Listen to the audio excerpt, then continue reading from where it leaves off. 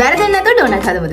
Hi යාළුවනේ මම සස්නා. අද අපි හදන්න යන්නේ ඩෝනට් රෙසිපි එකක්. එහෙනම් එන්න මාත් එක්ක ඩෝනට් රෙසිපි එක හදන්නේ කොහොමද කියලා බලමු. මම ෆලෝ කරපු කට්ටිය ලයික් කරන්න, ෆලෝ කරන්න, ෂෙයා කරන්න අමතක කරන්න එපා.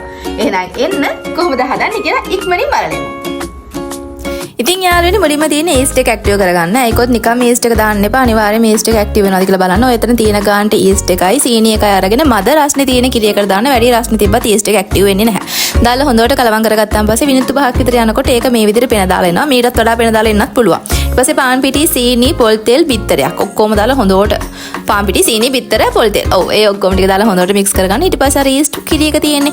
ඒක චුට්ටු චුට්ටු දාන්න. මම ඔය ගොනෙක් වගේ ඔක්කොම ටික එකපාර හලා ගන්න එපා. මට ඒ හින්දා වතුර වැඩි වුණා. ඊට පස්සේ මම ඉතින් ආයෙ පාන් පිටි ටිකක් දාලා ෂේප් එකේ හදාගත්තා.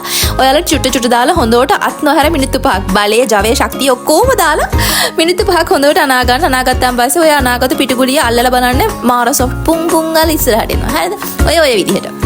ඊට පස්සේ ඒකටත් හොඳට පොල් තෙල් දාගෙන භාජනයටත් පොල් තෙල් දාලා පෑ දෙකක් විතර තිබ්බාම ඔන්න ඔය විතර හොඳට පිපිලා එනවා. ඊට පස්සේ බෝල අල්ලලා ඒ බෝල ඔක්කොම ටික ඔයාලා ඕක කැමතිම තැටියක දාලා හොඳට තුනී විදිහට මේ රොටි වගේ හදාගන්න. හදාගෙන ඔයාලා කැමති ඩිසයින් එකකට හදාගන්න.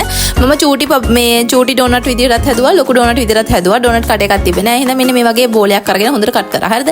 මේ මොකද කියලා අහන්න එපා. මේ මම ගත්ත මොකද්ද කියන්නේ ඔය මොන හරි එකක් කියලා හිතා ගන්නකෝ. ඕවට නම් මතක නෑනේ. ඊට පස්සේ ඔය ඔක්කොම ටික චූටි චූටිට කපලා ඔය චූටි කෑලි මැද්දෙන් එන්නේ. ඒ වලත් ඉතින් මම චොක්ලට් දාලා පස්සේ කෑවා.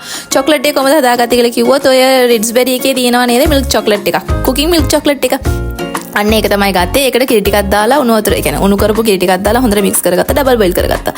ඕක බදිනකොට හොඳට මතක තියාගන්න නෝමල් ගින්දරේ දාලා බැද ගන්න. එතකොට ලස්සනට බැදිලා එනවා. ඔය පේනවනේ මගේ ඒක ලස්සනයි නේද? එහෙනම් අපි කාලා බලමු කොහොමද රහ කියලා.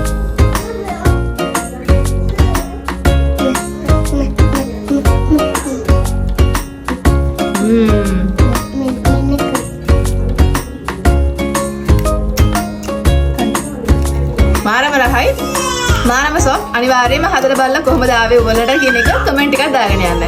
එහෙනම් යාළුවනේ තවත් වීඩියෝ එකක උඹලා හම්බ වෙනතුරු සුබ දවසක්.